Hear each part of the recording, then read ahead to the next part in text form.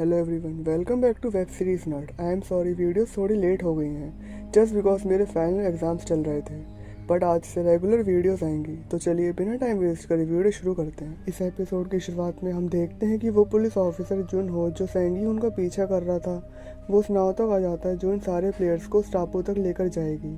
वहाँ पर जुन हो गाड़ी के अंदर आ जाता है, जहाँ पर वो उस गार्ड का गला दबाकर उसको जान से मार देता है।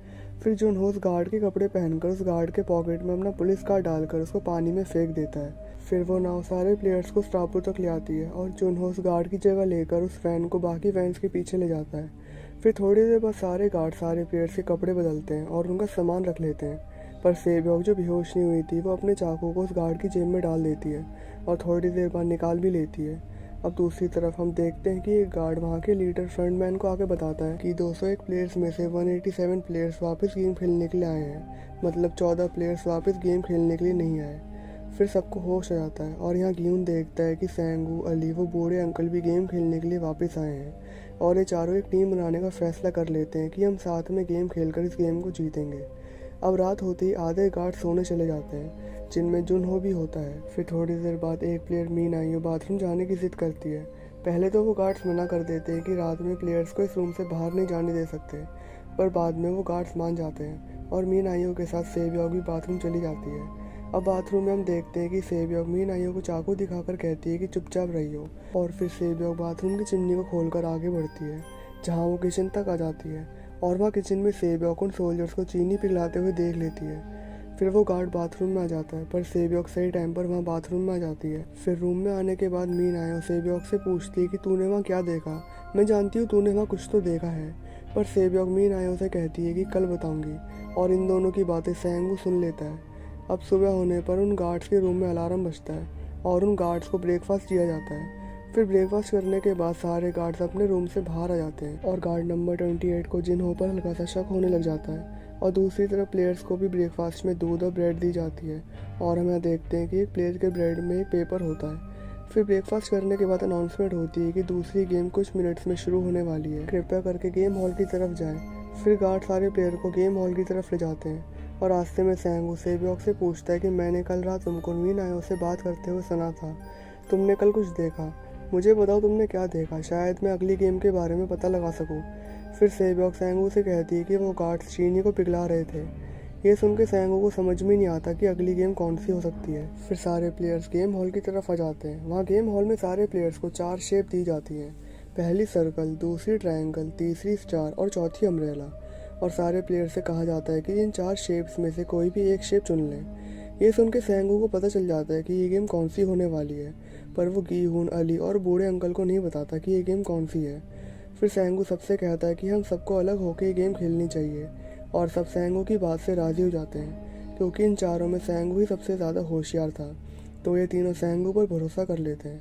फिर सेंगू ट्रायंगल शेप चुनता है, अली सर्कल शेप चुनता है, गीहून अम्ब्रेला शेप चुनता है और वो बूढ़े अंकल स्टार शेप चुनते हैं। फिर सेबयोक समझ जाती है कि सेंगू को कुछ तो पता है गेम के बारे में, और वो भी सेंगू के पीछे जाकर ट्रायंगल शेप चुन लेती है। फिर जब सारे प्लेयर्स ने शेप चुन ली होती है तो उन सबको एक डब्बा दिया जाता है जिसमें उस शेप की कुकी होती है, और गेम ये होता है कि इन सारे प्लेयर्स को वो शेप उस कुकी में से खरोच कर निकालनी होगी, और खरोचने के लिए उन सारे प्लेयर्स को एक सुई भी दी जाती है, और सारे प्लेयर्स को 10 मिनट का टाइम दिया जाता है गेम कंप्लीट करने के लिए। और जिस आदमी के ब्रेड में पेपर था, दरअसल में उस पेपर में गेम का नाम लिखा हुआ था, तो मतलब उस आदमी को पहले से ही पता था कि गेम कौन सी होने वाली है, और इसी वजह से उसने सबसे आसान शेप चुनी जिसको खरोचना आसान हो। अब गेम शुरू होती है और थोड़ी देर बाद एक प्लेयर उस शेप को गलती से तोड़ देता है और फिर वो एलिमिनेट कर दिया जाता है, और जो प्लेयर उस शेप को तोड़ रहा था वो एलिमिनेट कर दिया जा रहा था। और ये गेम वही आदमी जिसको गेम पहले से पता था, जिसका नाम था ब्योंगी, मीन आइयो, सेंगू, अली, ये सब गेम कंप्लीट कर लेते हैं।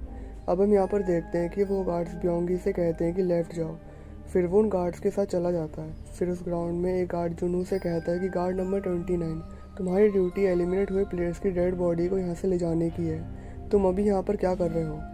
फिर जुनू उस गार्ड से कहता है कि आई एम सॉरी, मुझे थोड़ी कन्फ्यूजन हो गई थी। फिर वो गार्ड जुनू से कहता है कि तुम्हारी इस कन्फ्यूजन पर हम बाद में बात करेंगे, तुम गेम ख़त्म होने तक यहीं रहो। अब दूसरी तरफ हम देखते हैं कि गियून एक तरीका निकाल लेता है वो शेप को निकालने का, और यहाँ पर सबसे मुश्किल शेप अम्ब्रेला ही थी। गियून उस कुकी को चाटने लग जाता है, जिससे वो कुकी गीली होकर नरम हो जाती है और फिर बाकी प्लेयर्स भी गीहून की तरह अपनी अपनी कुकीज़ को चाटना शुरू करते हैं। फिर गीहून सही समय पर अम्ब्रेला शेप को कुकी में से निकाल लेता है और गेम का टाइम ख़त्म हो जाता है।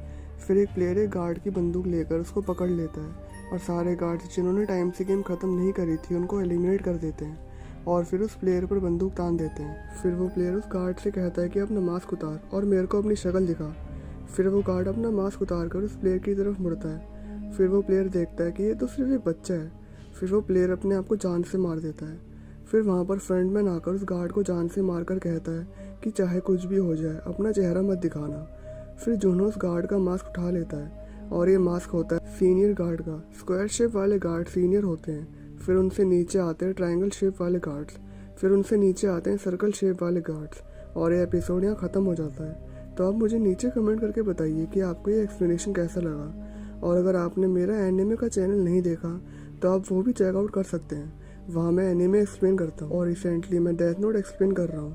और मेरा एक और चैनल भी है इंडियन सुपर नर्ड, जहाँ मैं मूवीज़ एक्सप्लेन करता हूँ, तो आप उसको भी चेकआउट कर सकते हो। तो चलिए मिलते हैं आपसे नेक्स्ट एपिसोड के एक्सप्लेनेशन में। तब तक के लिए good bye, take care and thanks for watching.